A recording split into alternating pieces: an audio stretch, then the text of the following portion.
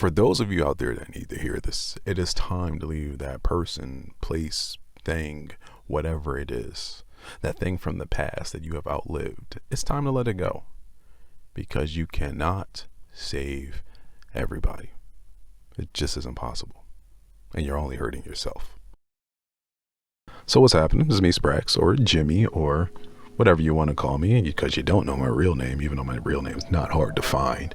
It's on the internet, because my social media is very public, but that's neither here nor there. So today, as you see by the title, it's talking about how you can't save everybody, and to leave the past in the past. And I was trying to figure out how I was going to formulate this for a minute, because these car talk videos aren't just something I come up on the top of my head. They're things I already have written down. But a lot of times I struggle with, or not even struggle with, I have to go through the process of figuring out how I'm going to talk about them, because a lot of times they could be 3 different topics. So for example, right, this one is, leaving the past behind. You can't save everybody. But I was also thinking of titling it coworkers aren't your friends, or leaving the past behind. Those are 3 different video topics or video titles that I had. And the reason behind that is, with the coworkers one, there's no coworkers that's going to be brought up in this story in any way, shape, or fashion. But for a situation that I know of that involves my bro that got fired, right? One of his coworkers is a guy that we, and I mean we, like me, myself included, we've tried to help steer his life around, right? And even then, he's still just kind of like a very snakish dude that acts before he thinks and is just self-destructive. So with that, it's kind of hard to figure out which direction I was going to go. But a thing in my life happened technically yesterday, but I just broke it off today, and that finally pushed me in the direction that I'm going to go with this, right? So what got the ball going here and how I'm going to formulate it is with a woman. In my case, so it's me being vulnerable, talking about my personal life and things. But don't worry, as always, I will bring it back to the broader picture of life and things. This is going to be me venting in a way, but also, telling my story of life and relating it to, those who may also relate to it, those who may also have done the same thing or are in the process of doing the same thing, as a way to recognize it and not do it. And what I mean by that is, when it comes to the past is the past for a reason. And I made the mistake when I left school, and I always bring school up because school was a major act in my life. Since I do media and things, I'm going to break this down in a simple aspect. Think of life like a novel, right? Or a screenplay. And in any type of media literature, you have, in your traditional way, your story's broken down this way. It's Act 1, Act 2, Act 3. And the way to translate Act 1 and into Act 2, that'll be your first plot point, and Act 2 into Act 3 will be your second plot point, right? That's the traditional way it's done, in just the most basic format. And for me, school was a major act. Now, it wasn't my first act, it wasn't my middle act, and damn sure ain't gonna be my last act, because life is more than just 3 acts, right? But school was an act. And the plot point for me was wanting to change my life once I felt like I think I've exhausted everything I've done in this environment.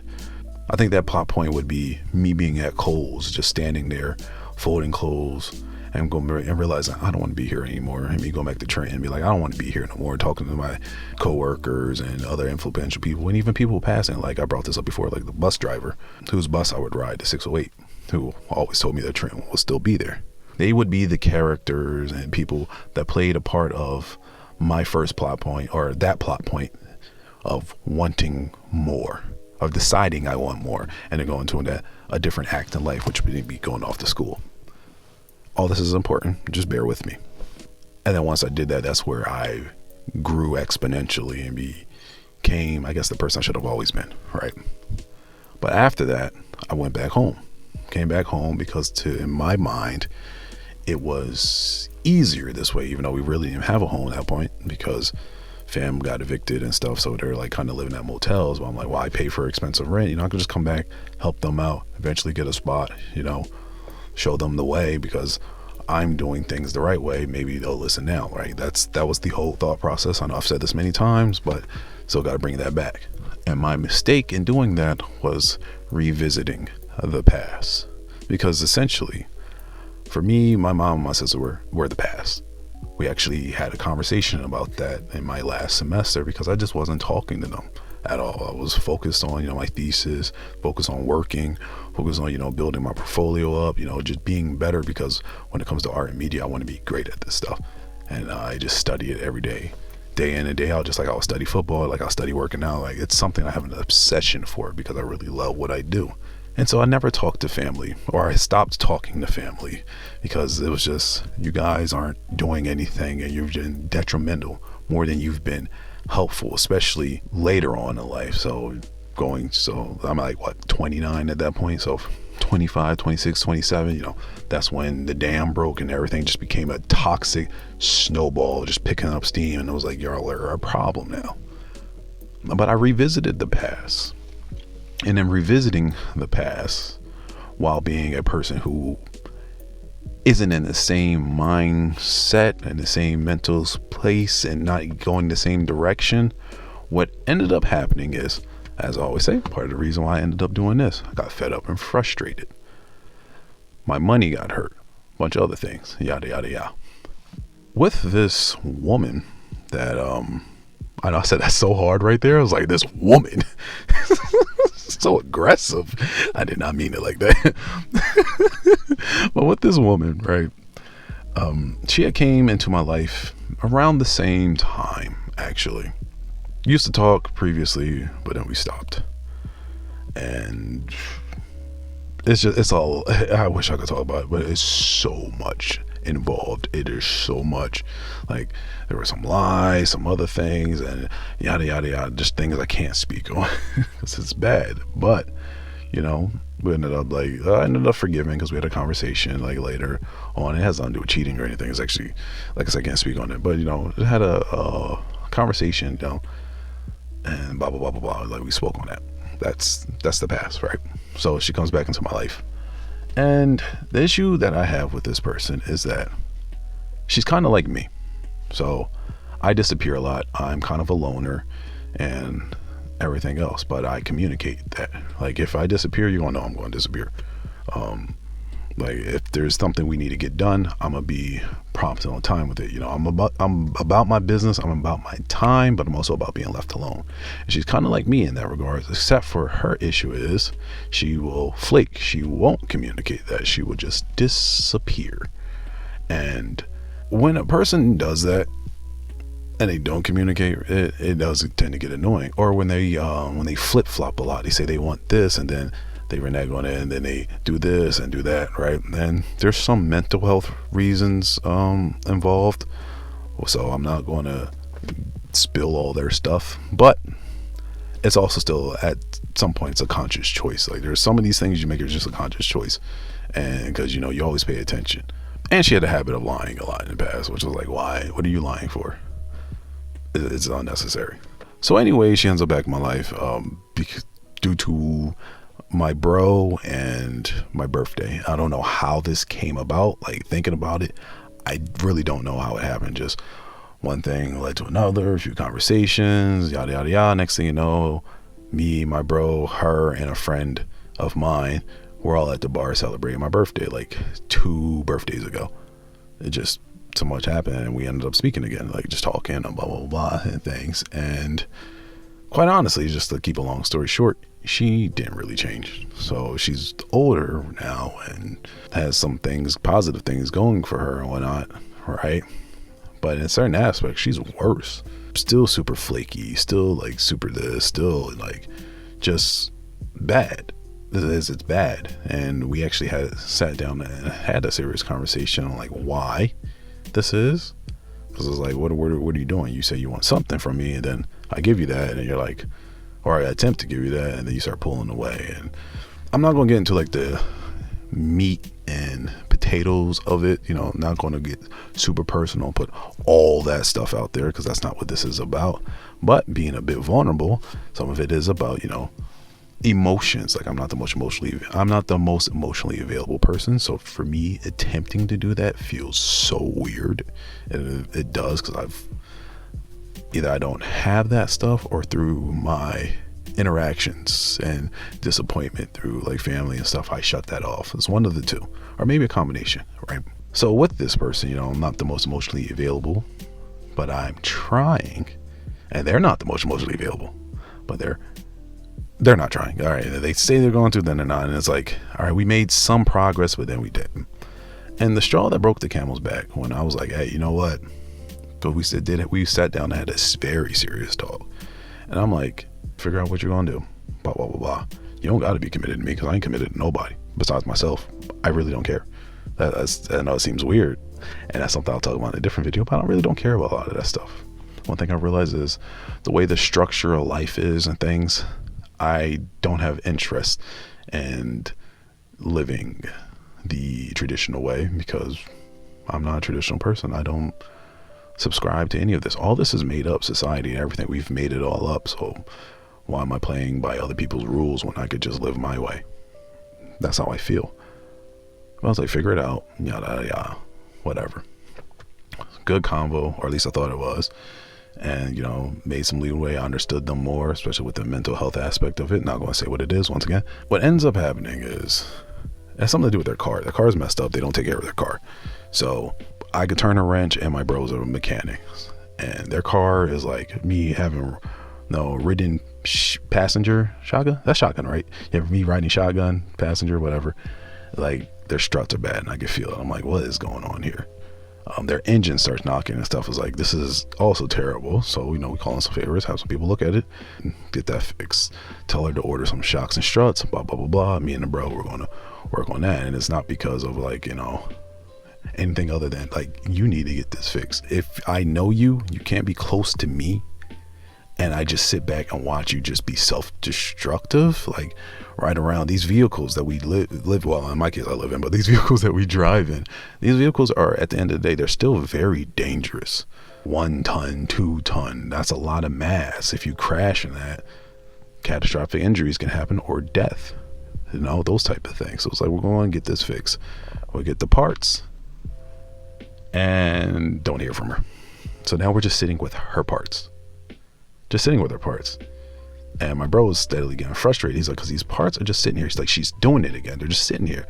And then she'll hit him up and then be like, oh, what day can I come by? Can come by? It's like, this day. You already know what the day is. We've told you, come by this day, blah, blah, blah, blah. Doesn't do it. Just keeps putting it off. But then we'll hit you up and ask, and then put it off. And that right there is something that we find very frustrating. I find that very frustrating, because my sister does that. I find it frustrating when anybody does. I find it frustrating when clients do that. We call them tire kickers. But it's even more annoying when it's somebody you know that does it. I guess it's because of the personal aspect, because you know their habits. At least with clients, you could be like, fuck off, or more appropriately, tell them no. But she keeps on doing this, and it's like, cool. Like, we're getting fed up. And obviously there's more to this, like, of knowing the person is why we're getting like so fed up, me especially. But we're getting incredibly fed up, and it's like, fine. Yesterday I'm getting off of work. The previous day, me and my bro went to the bar to watch the Colorado game. She just randomly hits my bro up and goes like, do you guys have that parts? And they go pick it up, blah blah blah blah. My bro goes, yes, we do. Sprax, put it in storage. He has your stuff, because he's the one that that's y'all thing. Like, we're the ones that are like an item, but not an item, but it's like I said, it's so weird. But he's like, he has your stuff. We need you to reply promptly to come get it, especially because she's trying to move to a different state. I'm not gonna say, like I said, I'm not gonna say too much, because I'm not trying to put all the business out there, but she's trying to move to a different state. So we're at the bar watching the game, you know. That happens. Alabama steamrolling, Jesus, Georgia in the beginning, and you know, Georgia starts to come back, blah blah blah blah. And my bro goes, he looks at his phone, he's like, I've never heard back from her. I don't know what she's doing. And what makes it even more frustrating is she's texting him and not me. But we both know why she's not texting me, because if she texts me, I'm gonna get on her about being a piss poor communicator again. And it's a way to like try to circumvent that. But the first thing Ro goes is, oh, she thinks she's being slick because she's trying to avoid a lecture, but you're just annoying me now, speaking through him, like, because now he's getting annoyed because he doesn't want to feel like he's being thrown in the middle, even though he would be working on the car and I'd be helping. But it's like, what are you doing? And he's known her for a while too, because he knows me, so that means he knows her. That's my bro. I get off of work. Not even I get off work. I am working yesterday. I'm about to get off of work. And I have plans.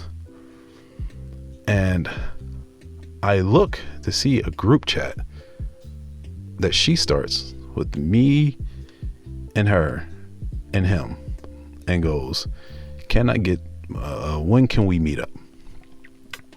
Now, my bro had told her, communicate with me, figure it out through him.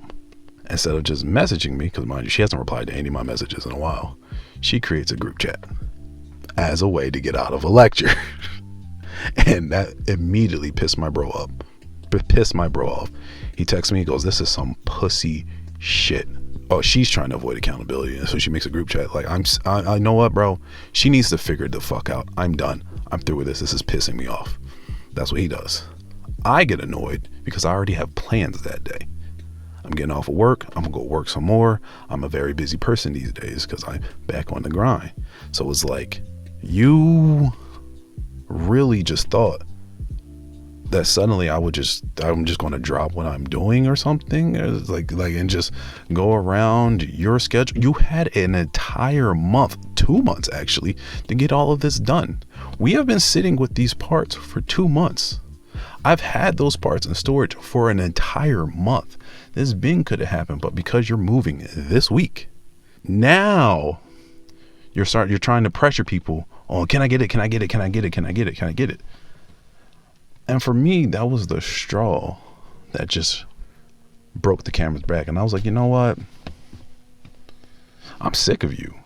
I can't deal with this shit no more. I was like, this is too much. What am I doing? Why am I dealing with this? And upon that, like I said, this isn't just me venting, even though it does feel good to get this out to like public. But upon me saying that, I had a revelation. I was like, wait a minute. Everybody that has frustrated me to this level as of recently, within the last year and a half, 2 years, are people from the past. People who I let go for a reason. I can't really be upset that this person is doing what they've always done. This is them. This is what they do. But I allowed this person back. And the reason it is frustrating to me, which is the same reason like my bro's frustrated, and in a way it feels kind of embarrassing in a way, because it's like I brought him in as a way to try to help you out, and you just blow everything off despite giving your word on certain things, but then don't follow through and then come last minute. It's embarrassing in that way because it's like I let my inner circle in on this. And my inner circle sees me going through this with you, and my inner circle is actually getting frustrated dealing with you, just like how they got frustrated in the past because they knew how you were. And so the revelation with all that was like, you don't bring any value to me. I help you more than you help me. Yeah, we go wild on the beach and things, and I have a good time. I see you, and my heart like flutters a little bit. Well, I'm cool, whatever. But when it comes to overall value, you bring more frustration than value. Wait a minute. My mom brings more frustration than value. My sister, to a lesser extent. And that's mainly because my mom created a divide when we were young, right? Well, I say we, but my sister's 7 years younger. Well, my mom created a divide and catered to my sister more when she was born and things, and I would always try to like get my sister to do things and get into things because I didn't want her to make the same mistakes I did, and wanted her to like maximize her youth so she could have more opportunities. And my mom would always like get in the way of that, right? So in a way, to a lesser extent, my sister, brings, more frustration than value. But it's kind of my mother's fault in that way, right? It's just like the actual reality. If anybody asks where the dad is, her dad's a fucking deadbeat, so we can't even account him. Fuck that dude. My dad's not a deadbeat. He was just in prison. Not as great, but my dad's not a deadbeat. He's actually a cool dude. He's a great dude. We have a great relationship. He's out. We've built our relationship up, but he was away for 20 years, so it is what it is. But even when it comes to like the place that I left the Central Jersey area. It doesn't bring me much value. I came back because it was cheap, and I'm like, I could do all this stuff, bring the family back and lift the family up, and I'll be in a cheap area. All this makes sense. I can make this area my home base. I left all that for a reason. When I'm back, I just look around. I'm like, why am I here? This is nothing for me here.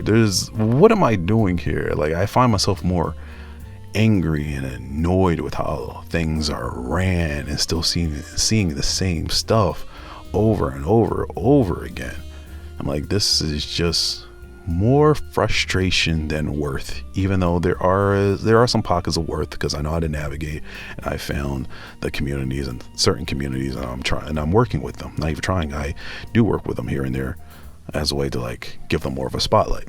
But that sentiment, right? That sentiment of like frustration and worth, that even goes to my job, because what I ended up doing is this year I went back to my side job, a job that used to be more of a full-time-ish type job when I was at university, is my security job. I went back to it because it's easy money.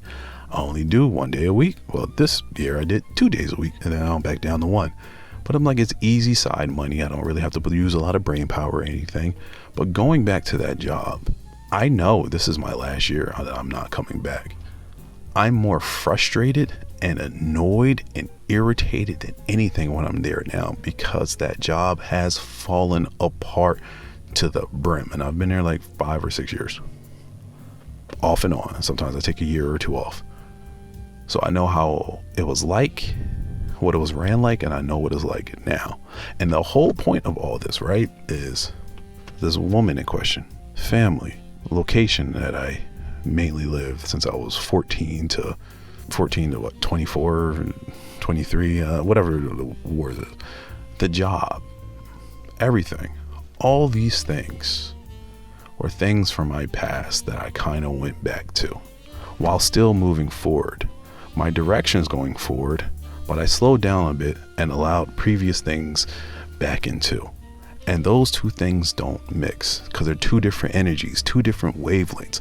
If you left that behind, if you leave something behind, if you know that there is like something's not good for you anymore, and that you're leaving it behind. In the case of family, I hadn't left them behind yet when I was finishing up with school, but I was leaving them behind, and I even communicated that with my mom. In fact, if we reverse time for a little bit, before I went off to university, I actually texted my mom and my dad, and I told them, I'm going to be going off to school. I've made this decision. I'm not staying down for another semester at my community college, because I was also doing JUCO, which is junior college, and I was doing junior college football. But I realized I just need to get the hell out of the area. This staying here is not going to be great for my mind, even if I could probably stick this year off and go to a good school the next year, but I might stab somebody before then, right? I texted them and told them, I need y'all to get y'all shit together, because I'm going to need help. But in return, I'm going to be able to help y'all. Obviously, that didn't happen. My dad and mom finally just split off, because their relationship wasn't great. Dad's a bit stubborn. I mean, he's a great guy, but he is stubborn. I'll give him that. Like, it's true. And mom is just, like I said, we just became a snowball of toxicity. So you have all these things from the past that I should have permanently left behind, and I didn't. And what was the result? Frustration and annoyance. Nothing that actually made my life better, besides, I guess, the few dollars that I get from working the job. It's like $20 an hour, so it was like cool. That helps with some bills, right? But outside of that, for the mental state, no. The woman in question, did I get anything from that? Like any peace in mind or thing? No. I mean, we had some cool times hanging out, dates at the beach and stuff, but for the most part, annoying. family. That one was bad. Like I said, it destroyed my bank account. I was bringing in about $2,000, $1,500 to $2,000 a week, and I hit the point where my bank account said negatives. Right. My whole point of all this is we leave the past behind for a reason. We know when it's time to leave something. I knew when it was time to leave something. I knew because I did it. I knew because I had these conversations, like I said, with my mom during my last semester. I feel like y'all aren't getting your stuff together, and I'm just leaving y'all behind, and I can't look back. That was a conversation that we literally had, and she got upset with that. I mean, it doesn't really matter now because I don't even speak to her, but it's like you know, these aren't just things that, at least in my opinion, at least my perspective, these aren't just things that, you know, we just happen to leave behind. When we're going a different direction, we know that we're leaving these things behind. But sometimes, I guess, out of, I don't know, ego, out of care, out of, you know, hope, we go back to them. That's at least in my case. And with all these things, like I said, the wavelengths, they don't mesh. They're different phases. And so one cancels the other out. And the result isn't positivity. The result isn't any greatness or things that have advanced. The result, in my case, was stagnation. The result is, well, I just got distracted going back to stuff that I shouldn't have went back to, and it took time and insight away from where I was going. It added more negativity than positivity. And with that, I see this a lot from my peers as well. People who also come from, you know, toxic families, have toxic relationships. You know, they come from toxic families and they got into toxic relationships mainly because of their toxic families. As in, you attract or are attracted to what you know. There we go. And a toxic relationship, if you come from a toxic household and there's a lot of yelling, cussing, you know, people not getting along, people not knowing how to communicate, you know, a lot of abuse, whether it's mental, verbal, physical, all the above, what are you more inclined to go to? Those type of relationships, because of it's what you know. You know what you know, and what you know is comfortable, even if it is uncomfortable. In a way, it is ironically comfortable. Part of why you see people who, when they're in a normal relationship, when they come from something toxic, they are very uncomfortable because that is out of their comfort zone. But like, I see this a lot with my peers as well, who go back to things or just don't completely let go of people that they should have let go. Like in somebody I know closely, family still communicates with their family, but their family only really hit them up when they need something. In fact, it kind of sounds a lot like me. Funny enough, that's why me and that person are tight, I guess, because we've lived similar lifestyles. But his family only hits him up when he needs something. But in my case, where I've completely cut him off, he still communicates with them. And then when they do the same thing and, you know, get something out of them, I always tell them, bro, it's time. It's time to let them go. I understand, you know, you were raised with them, and, you know, y'all have been together majority of your life, and in a weird way, even though nobody really got along, it always was a, like, you know, us versus the world type situation. But that wasn't really true. Look at you guys as adults. It's everybody for themselves besides him. He's the one still trying to do things for everybody, still trying to get everybody to do like the right thing and, you know, look out for each other. And because he looks out for them, but they don't do it in return. And now when he starts pulling back, they gaslight on that, right? I see that with people who get into relationships, unhealthy relationships, because they come from toxic families. So they get married early. Like a lot of people I know got married early, and their spouse cheats on them, doesn't really respect them or anything, and they just stay with it, despite the fact you see them moving in a different direction in life. And it's like, let them go. Let that person go. Cut them off. Same with, like I said, places where instead of taking that leap and moving to a different location, one that has better job opportunities, better economics, you know, and like I say for myself as well. So like I say, we all kind of like navigated back to where we mainly grew up, because that's what we know. It's cheap. Like, I could be in New York by now, but New York is expensive. So I came back to what I knew worked because it's cheap. But the flip side of it was what you get from it? Not much. I can offer more to this place, to this locale, to these organizations and stuff that I interact with than I could get back from them in return. Let the past go. That's the message here. Let the past go. And what it took was just me getting fed up because of a situation with a woman I was dealing with that I started dealing with again, and just getting annoyed at her behavior. Well, one, I was finally able to find a direction for this video, but I also had the revelation to myself of no more slowing down. No more bringing the past back into your life, letting it creep back in. Every time you do it, nothing comes from it. There's no gain. And even by gain, I just mean, like, it doesn't have to be monetary or sexual or anything. Gain could just be, you know, peace of mind.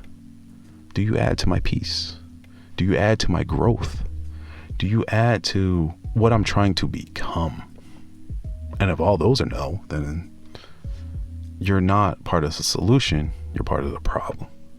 And for a lot of us, the past that we left is part of the problem. But because we're so comfortable with it, we're so used to it, we allow it to come back. And with that, that's not good. We gotta stop. I gotta stop. I'm determined on stopping from now on. For those that may relate, they made it this far, you may have some things in your life where you're like, you know what, I kind of do the same thing. And it's like, let it go. Let it go. Let them go. Let the people go. Let the job go. Let the places go. Just let it go. Climb out the barrel. No more being the crab in the barrel that's almost getting out and gets pulled back in. Fuck all that. It's time to climb out that barrel. Because I'm finally at the point where I realized I wasn't completely out the barrel. But now I am. And hopefully you will be too. Either ways, that's the video for this car talk. And I'll see y'all in the next one, whatever it is. Deuces.